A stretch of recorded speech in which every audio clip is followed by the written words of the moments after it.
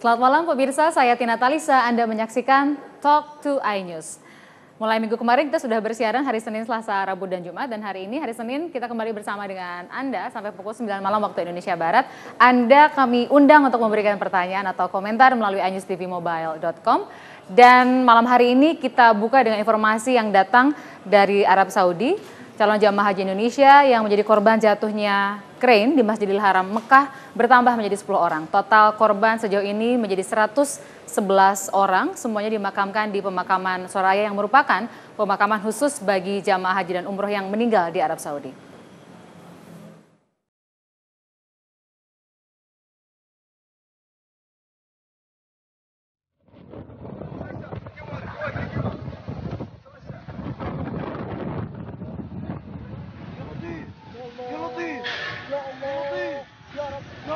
Duka menyelimuti langit Mekah, Arab Saudi. Jumlah warga negara Indonesia yang menjadi korban jatuhnya krain terus bertambah menjadi 10 orang.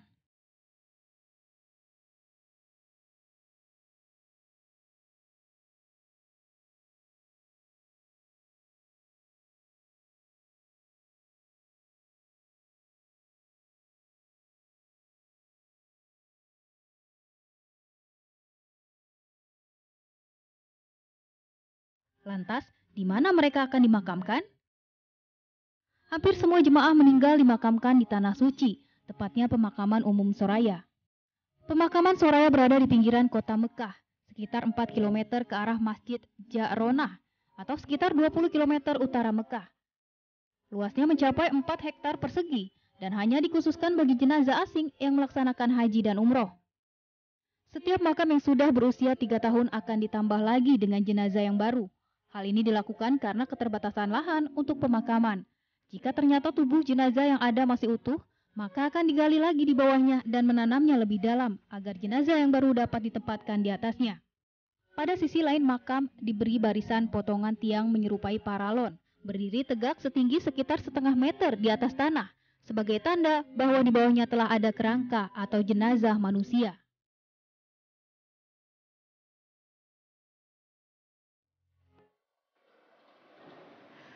Pemirsa, kita beralih ke isu ekonomi. Pekan lalu, Presiden Joko Widodo tepatnya hari Rabu 9 September mengeluarkan paket kebijakan ekonomi. Di antara yang disampaikan adalah mendorong agar investasi masuk ke Indonesia supaya ekonomi bergerak. Nah, ini kemudian berhubungan dengan kunjungan pimpinan DPR ke Amerika Serikat yang lalu menjadi heboh, terutama di sosial media bagi kalangan netizen, adalah pertemuan antara pimpinan DPR dengan Donald Trump yang sebetulnya bagian dari upaya untuk memasukkan investasi ke Indonesia. Kita akan simak tayangannya berikut ini.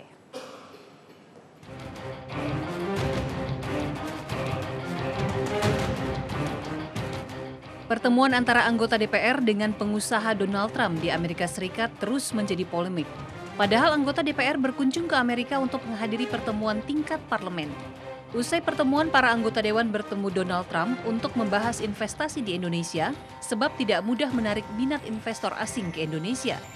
Apalagi kebijakan pemerintah saat ini jelas, harus mempermudah masuknya investor.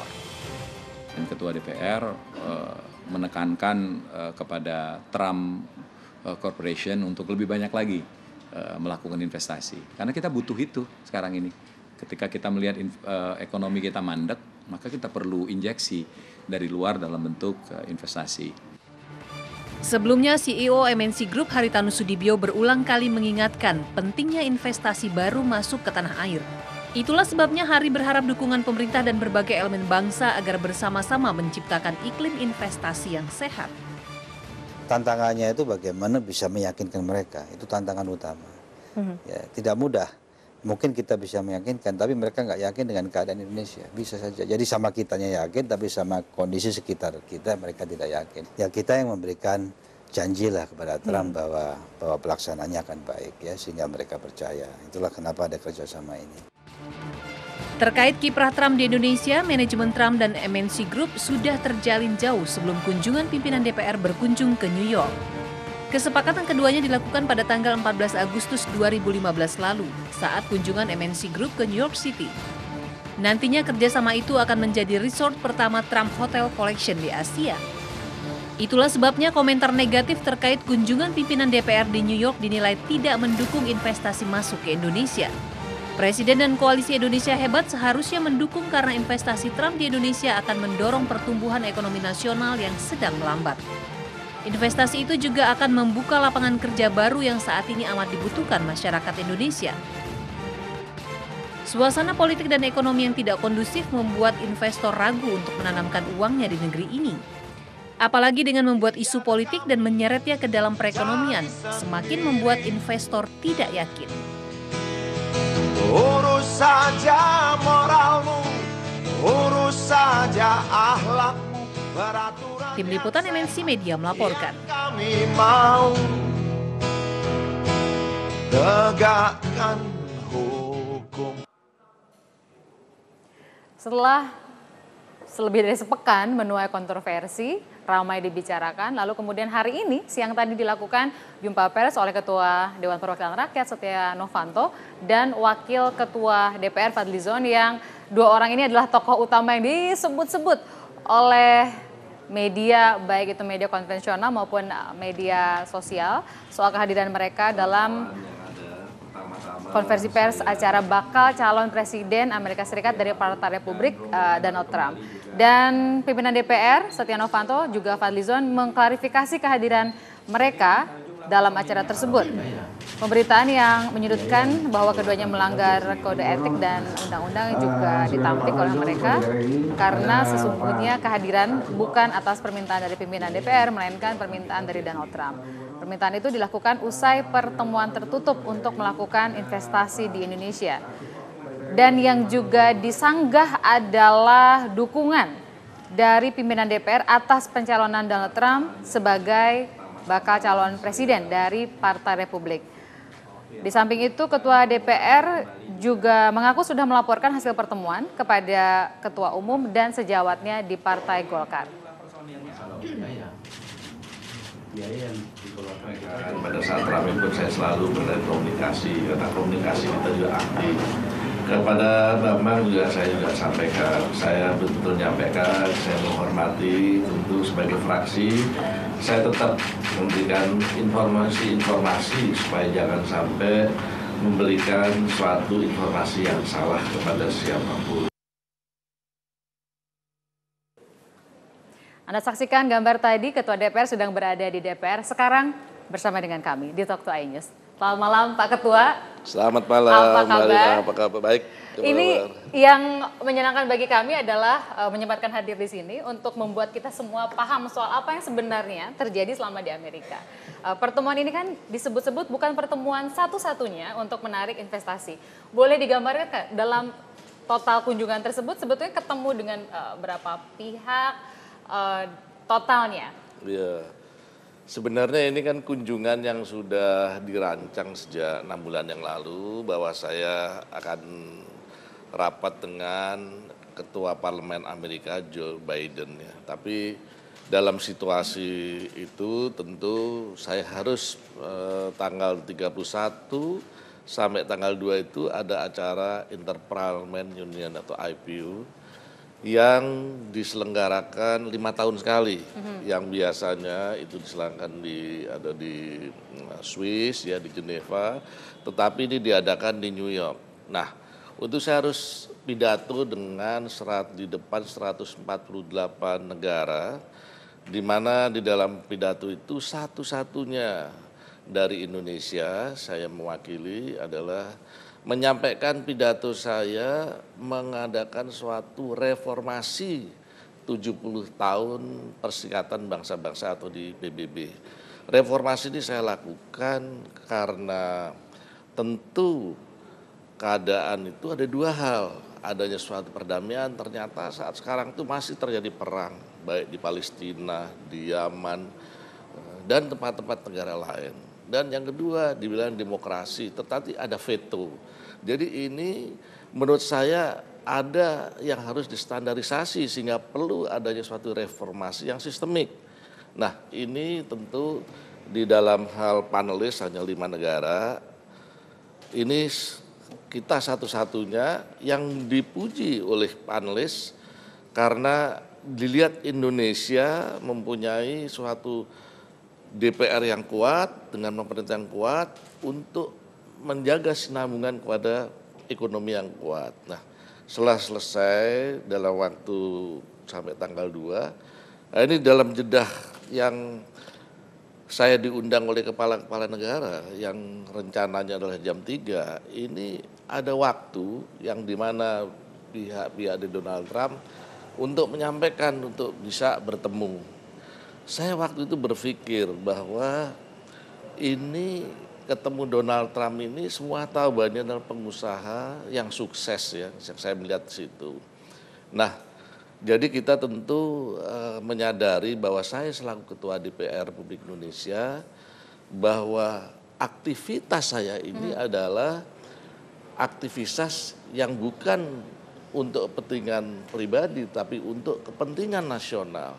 Dan saya rasakan bahwa kalau saya ketemu Donald Trump ini adalah untuk kepentingan nasional yang tentu hal ini saya manfaatkan untuk dengan teman-teman untuk bisa ketemu yang kita ditunggu pada waktu di lantai 26.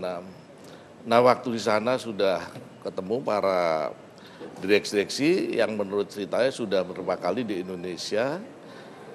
Dan anak sama Donald Trump waktu itu turun dan saya juga apresiasi karena yang saya kenal Donald Trump yang betul-betul periang.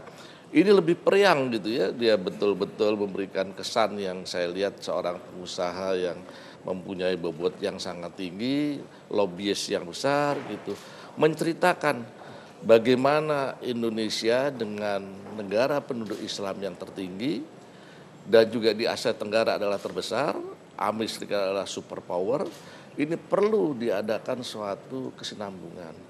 Saya minta pada saat cerita tersebut, saya bahwa tentu Donald Trump menanyakan bagaimana di Indonesia ya. Nah, untuk itulah saya berikan jaminan bahwa saya ini wakilin rakyat Indonesia dan saya sampaikan kepada Donald Trump bahwa investasi di Indonesia ini sangat menjanjikan dan pas karena apa yang direncanakan oleh pemerintah, oleh Presiden Jokowi adalah ini direncanakan adalah lebih baik karena ini menuju di ASEAN, yaitu dengan masyarakat ekonomi ASEAN.